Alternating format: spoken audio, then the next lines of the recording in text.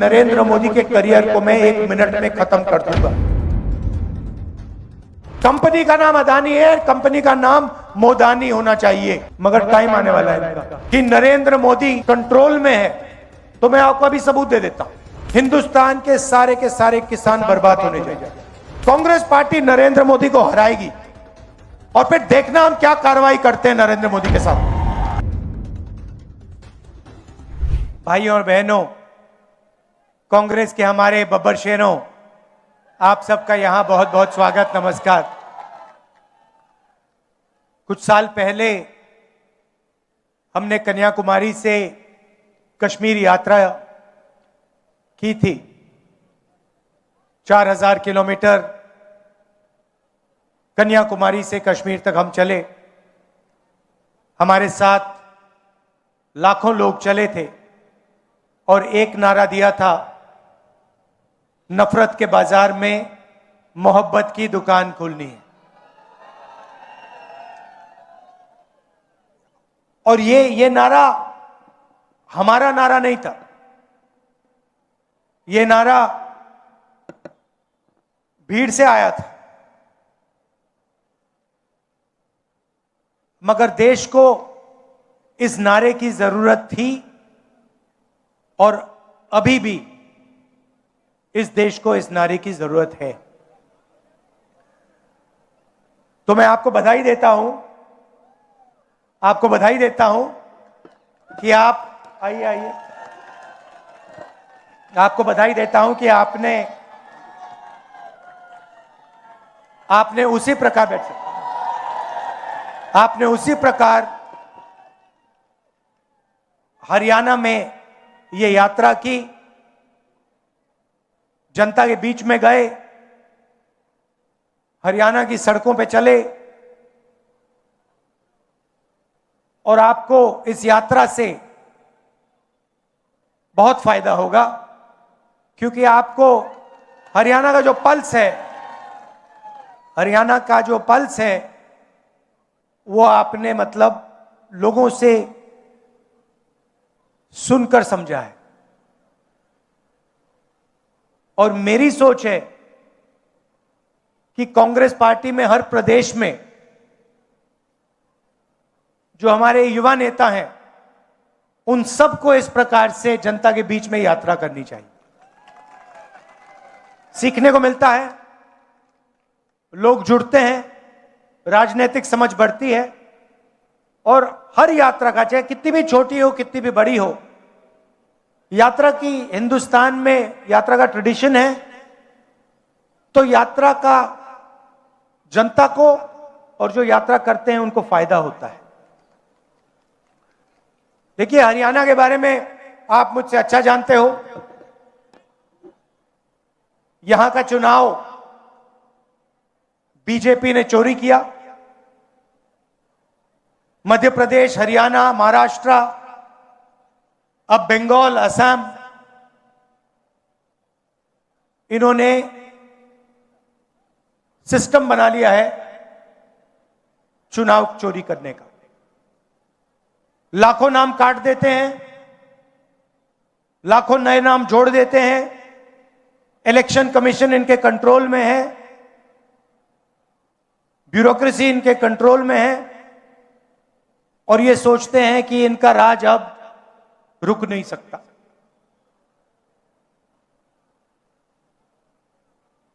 मगर टाइम आने वाला है इनका।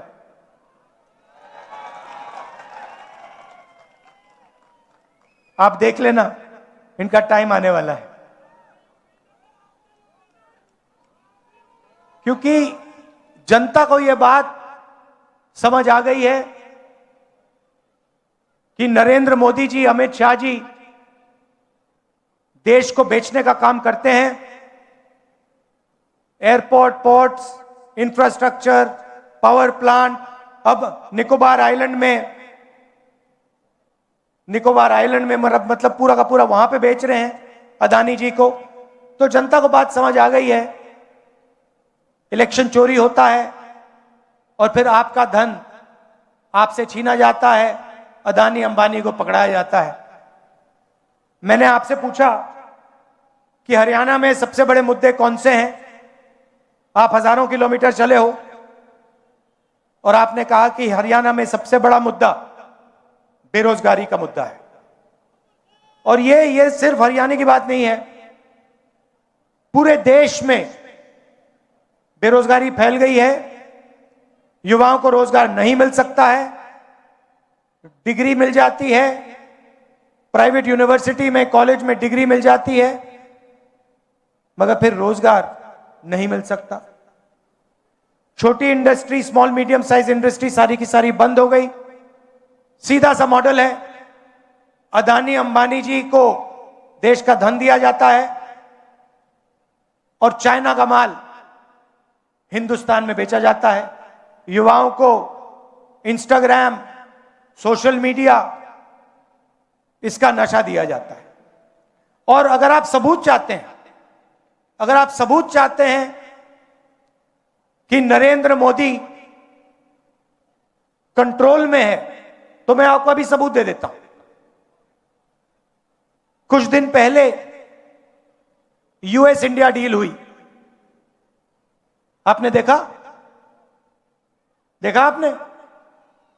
यूएस डील में हिंदुस्तान ने अमेरिका को क्या दिया और अमेरिका ने हिंदुस्तान को क्या दिया, मैं आपको बताना चाहता हूं।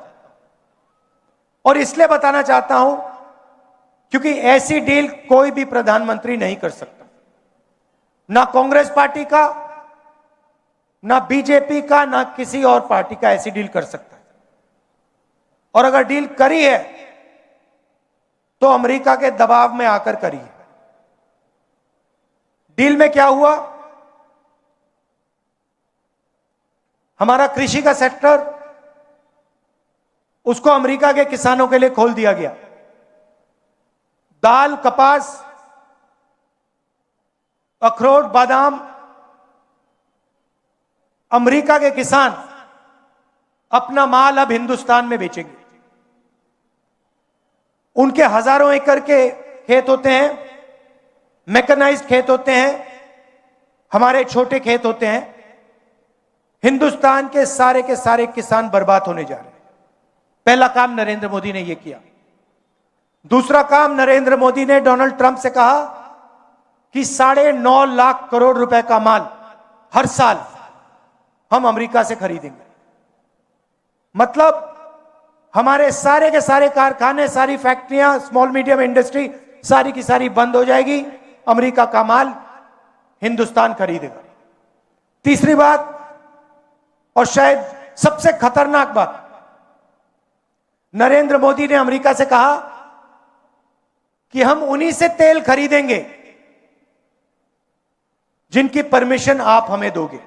आपसे पूछे बिना हम किसी से तेल नहीं खरीदेंगे, चाहे सऊदी अरेबिया हो, वेनेजुएला हो, इराक हो, ईरान हो।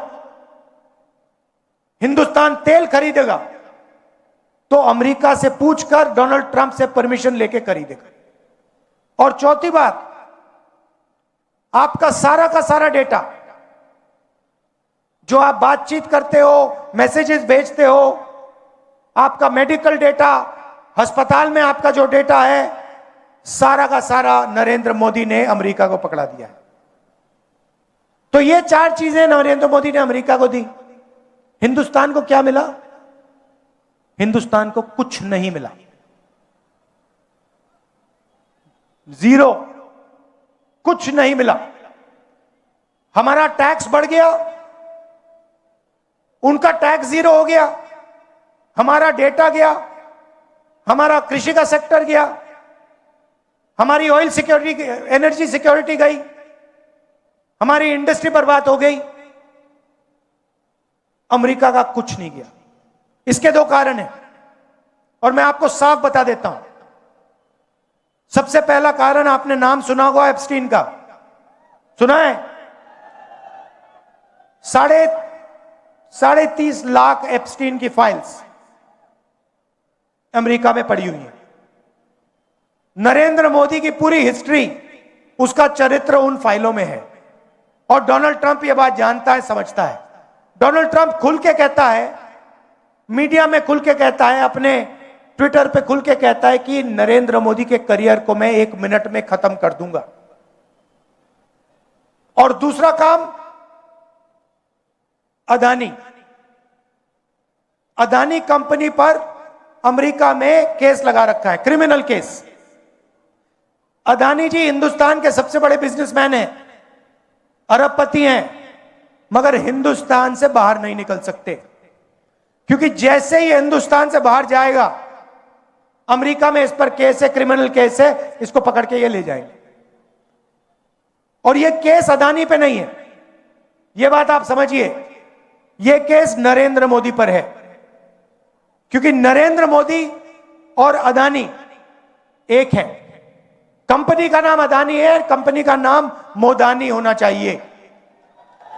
और ये पूरा देश जानता है, पूरा देश जानता है कि बीजेपी का फाइनेंशियल सिस्टम, बीजेपी का फाइनेंशियल स्ट्रक्चर अदानी है।